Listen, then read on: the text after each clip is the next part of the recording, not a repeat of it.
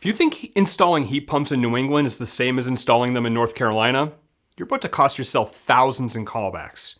And I'm going to show you exactly why. Look, I've been installing and training contractors on HVAC systems for over 20 years, and I've seen every mistake you can make with cold climate heat pumps. I started carrying tools at 16, became an ACA instructor, and now I train contractors throughout New England on proper system design.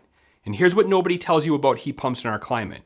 The installation details that work everywhere else will fail here hard. Today, I'm walking through the installation secrets that separate contractors who dominate the heat pump market from those who are still getting callbacks every time the temperature drops below 10 degrees. We're talking about the stuff that's not the manufacturer's installation manual. The real world, boots on the ground knowledge that only comes from working with these systems where winter actually means something. Hi, I'm Chris Morin with HVAC Pro Blog. Let's start with the biggest mistake I see. Contractors treating cold climate heat pumps like they're just another air conditioner with a reversing valve.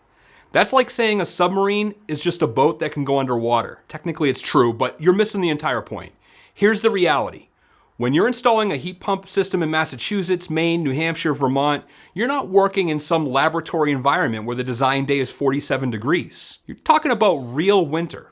The kind where outdoor units need to keep a family warm when it's as low as 5 below zero, and the wind is howling off the Atlantic. So, what does that actually mean for your installation? First, let's talk about the outdoor unit location. I'm not talking about the basic clearances you learned from trade school.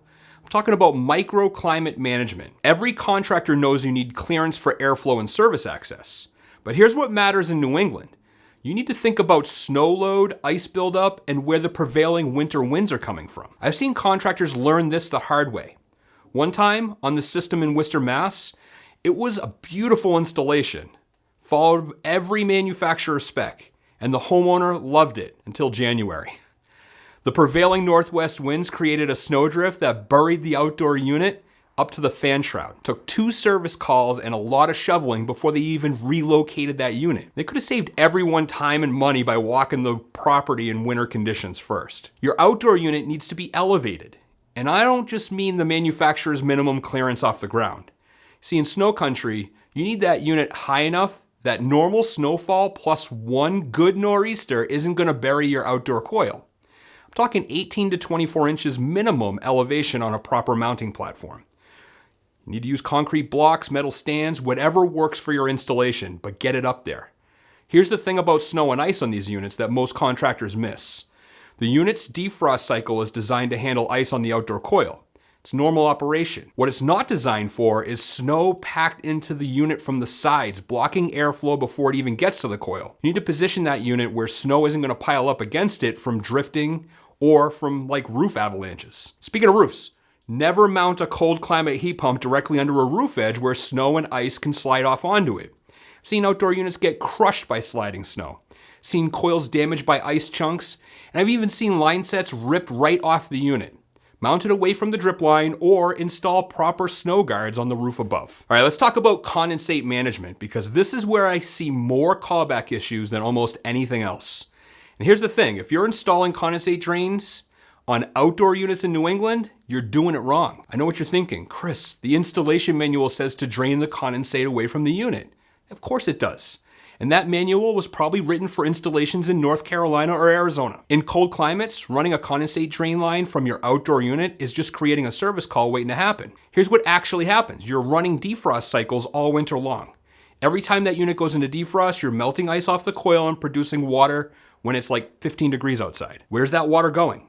It's either going to freeze in your drain line or freeze right where it exits. You've just created an ice dam that backs up into the unit, and now you're dealing with water intrusion, frozen drain pans, crushed outdoor coils, and a very unhappy customer. So what's the right approach? It's simple. Let that condensate drip right under the unit. Now, before you panic, hear me out. You need to prepare the pad properly. The condensate from below should drip onto a bed of crushed stone.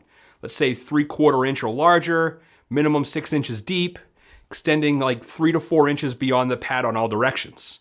This creates drainage away from the unit while allowing freeze-thaw cycles to happen naturally without causing problems. If you're on a ground level installation, make sure that stone bed is graded away from the foundation. If you're on a rooftop or deck install, you need a different approach.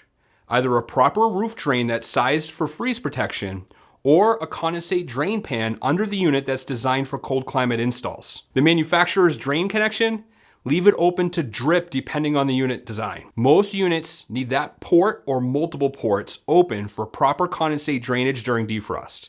Check your installation manual for the specific model, of course. Here's what I tell every contractor I train. In cold climates, your outdoor unit condensate management is about managing ice formation, not preventing it. You can't prevent it. Physics doesn't work that way. But you can design the installation so ice formation doesn't cause problems. All right, let me talk about refrigerant lines because this is another area where the standard approach falls short. Yes, you need to insulate your refrigerant lines. Everyone knows that. But in cold climates, you need to think about thermal bridging and air sealing like your callback rate depends on it, because it does. When you're penetrating an exterior wall with refrigerant lines, you're creating a thermal bridge and a potential air leakage point. Standard practice is to seal it with spray foam and call it good. And that works fine until you get sustained cold weather and suddenly the homeowner has ice forming on their interior wall around that penetration. Here's the proper method. Use a correct wall penetration sleeve. Seal the refrigerant lines where they enter and exit that sleeve with a flexible sealant that can handle thermal expansion. Then, seal the sleeve itself to the wall assembly on both sides. And insulate those lines all the way through the wall. The line set insulation itself needs to be continuous and sealed at every point. I see contractors using that black foam tube insulation and just pushing the ends together. That's not good enough. Every joint needs to be sealed with either the proper tape or mastic, because air infiltration through your insulation defeats the entire purpose. Now, here's something that separates the pros from everyone else. Line set protection from the elements. Your insulation is going to degrade from UV exposure. It's going to get damaged by ice. Animals are going to chew on it. You need to protect it with a proper covering. I used to use PVC line hide or metal chases on every exterior run. See, it costs more up front, but it saves you from having to redo the insulation in like 3 years. All right, let's talk about electrical, because cold weather does things to electrical components that you need to account for. First, crankcase heaters. Most cold climate heat pumps come with them, but you need to verify they're wired and working. The compressor oil needs to stay warm when the unit does not run. And you're gonna have compressor failure when it starts up in cold weather. This is particularly important with systems that might be oversized or single stage and have short run cycles. Also, the outdoor unit needs a dedicated circuit. You knew that. But here's where it matters in cold climates. That outdoor disconnect needs to be accessible in winter. I've seen disconnects mounted in locations that become completely inaccessible when snow piles up. Your service tech needs to be able to kill power to that unit year round. Mount it where it will stay accessible. And run your electrical and conduit rated for the environment.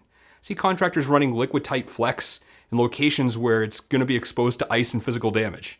Use rigid or EMT in those locations.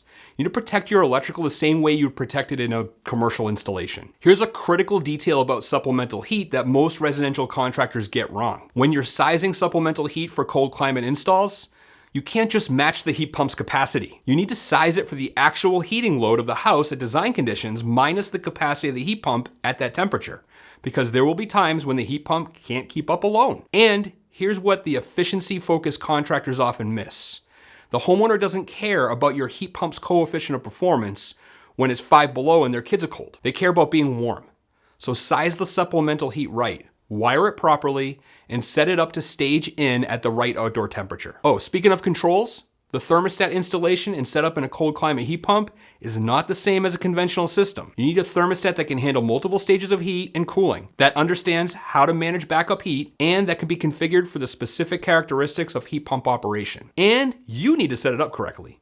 The temperature differential for staging backup heat matters. Set it too tight and you're running expensive electric heat when the heat pump could handle it. Set it too wide and the homeowner gets cold while waiting for backup to kick in. This isn't a set it and forget it situation either.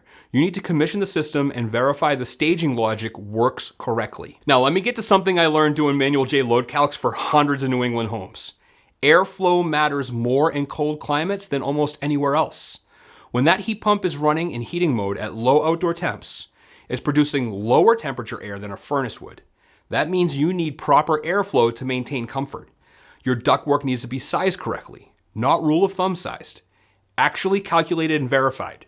Because undersized ducts create high velocity, which creates noise and reduces system performance. And in heating mode, that lower temperature supply air becomes even more noticeable if you've got velocity issues. Here's the installation detail that tells me whether a contractor really understands cold climate systems. Did they properly seal and insulate every inch of ductwork in unconditioned space? Because leaky or uninsulated ducts will kill your system performance and create comfort complaints. Seal every joint with mastic. Insulate to code minimum or better.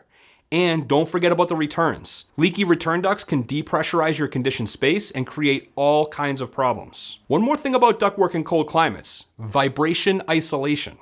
Heat pumps can transmit more vibration into the duct system than furnaces, particularly in heating mode at low temperatures when the compressor's cranking and working hard. So use proper flexible connections at the unit. Support the ductwork properly.